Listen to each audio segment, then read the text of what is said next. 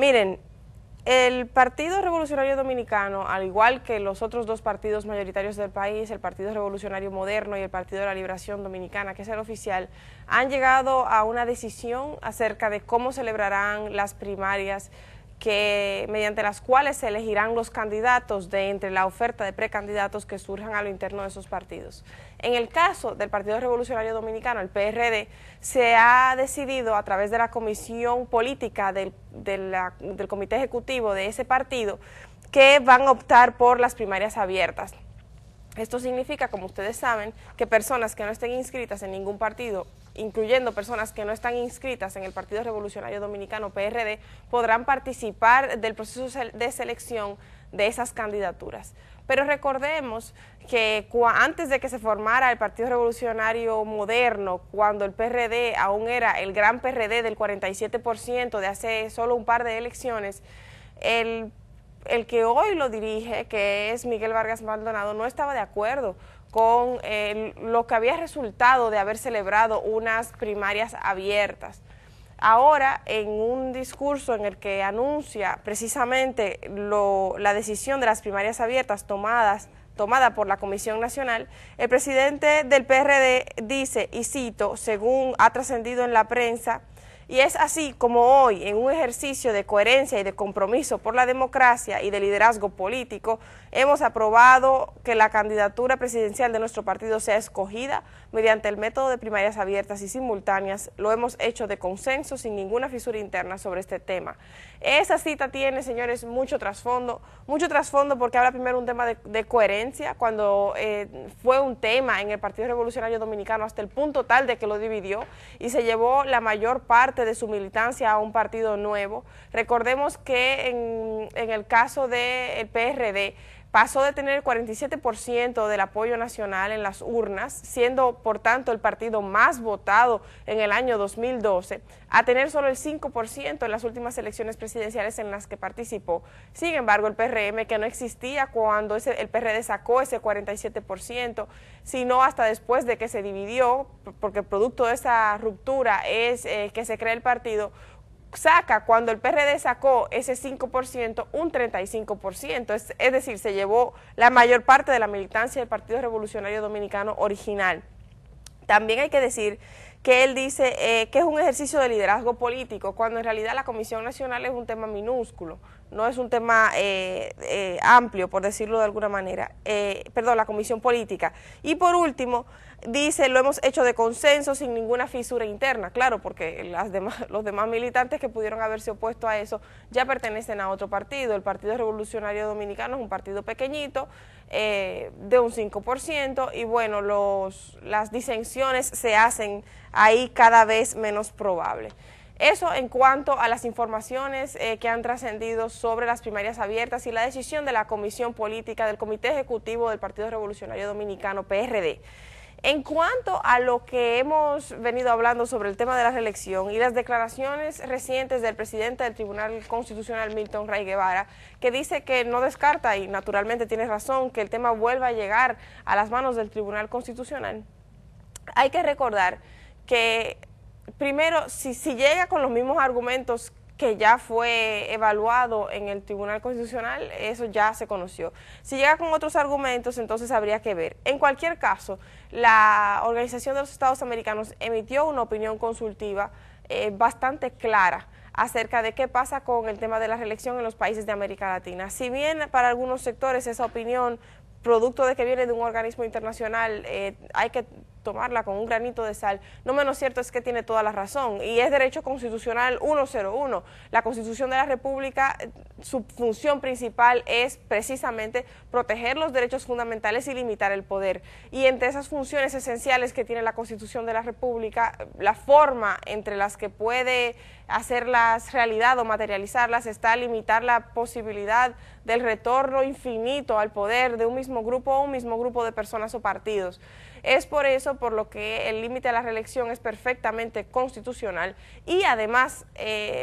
aunque afecte de manera particular a 1, a 2 o a 3 personas, si es de una manera objetiva como lo hace la Constitución de la República y sin discriminación, tiene perfecta razón de ser. No es cierto bajo ningún análisis constitucional que la normativa constitucional sea contraria a la esencia de la Carta Magna y por lo tanto no hay por qué preocuparse si llega de nuevo al Tribunal Constitucional el tema de la reelección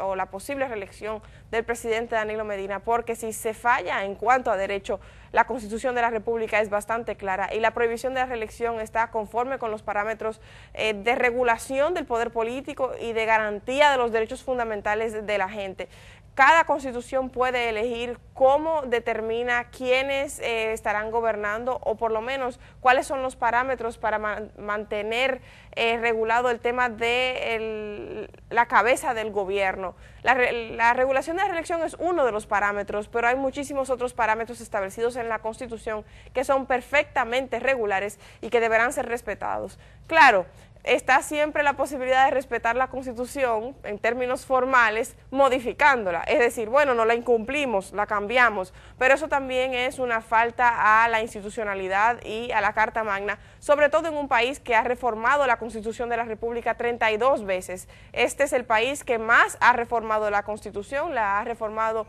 unas 39 veces en total, y ya se está hablando de la número 40, y de esas 39, 32 veces han sido para la Constitución. Si sacamos solo la cantidad de veces que esta Constitución ha sido reformada para la reelección, seríamos como quiera de los primeros países de América Latina en encabezar la lista de mayores reformas o mayor cantidad de reformas constitucionales en toda la región. Eso nos genera una situación de inestabilidad jurídica y de inseguridad acerca de qué se puede y qué no se puede en la República Dominicana, porque entre eso y la retroactividad y no tener a quién mirar para ver cómo se soluciona este problema de inseguridad jurídica,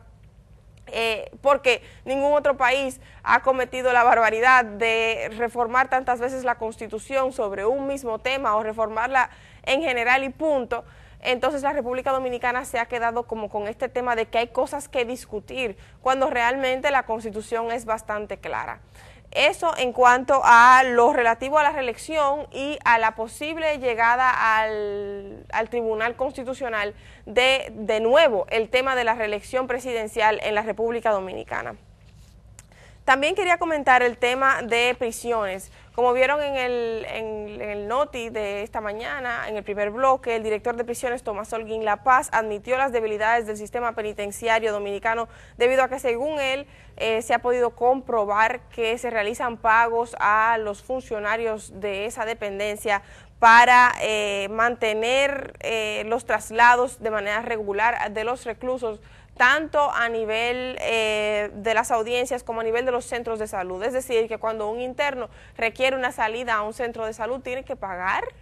para que se le lleve a ser atendido a un médico y también tiene que pagar para que se le lleve a lo que es su legítimo derecho de defensa según la Constitución de la República a las audiencias. Eso ha producido varias cosas. Primero, ha producido un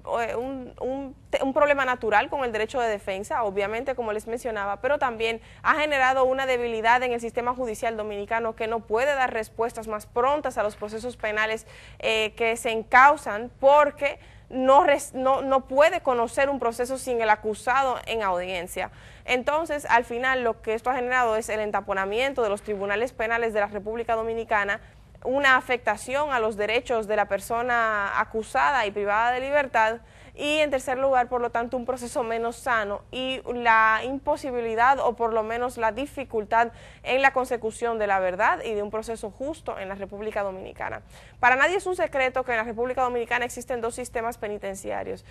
Por razones que para muchos es conocida, no me voy a referir a las grandes diferencias, pero lo que sí creo es que, sabiendo que este problema existe por parte de las autoridades, si bien la reforma será paulatina, algunas medidas se pueden tomar dentro de los centros penitenciarios tradicionales. Por ejemplo, puede tomarse la medida de resolver el tema de los traslados. Es muy difícil, y yo lo comprendo, resolver de un sopetón los problemas del régimen penitenciario en el sistema tradicional. No vamos a pedirle a las autoridades que tengan una varita mágica y que con esa varita mágica reformen de golpe y porrazo todo el sistema penitenciario nacional y sus casi 40 centros. Lo que sí podemos pedir es que por lo menos lo que es tan fundamental como la salud de la persona privada de libertad y el traslado a los procesos que podrían reconocerle como inocente o como culpable y por lo tanto la razón misma por la que se encuentran privados de libertad sean de los ejes prioritarios, que se le vaya dando una salida temporal, una solución temporal dentro del sistema tradicional y que luego pues entonces inicien los procesos de reforma de manera paulatina como pueda materialmente hacerse y hacer viable y posible. Para ello, señores, no es necesario que la reforma llegue completa, no es necesario cambiar todos los espacios, no es necesario cambiar la cocina, no es necesario ni siquiera que debería sacar todos los celulares que los hay en el sistema tradicional, sino simplemente tomar aquellas medidas que son urgentes o prioritarias, que se pueden distinguir de muchas otras, para entonces mantener en una situación relativamente controlada esos centros penitenciarios tradicionales y luego pasar a una reforma más completa como la que se ha anunciado para distintos centros como La Victoria y El Ceibo. Eso en cuanto a la denuncia de Tomás Holguín de la Paz, director de prisiones de la República Dominicana y que por lo tanto dirige el sistema tradicional, no así el sistema reformado de las cárceles del país.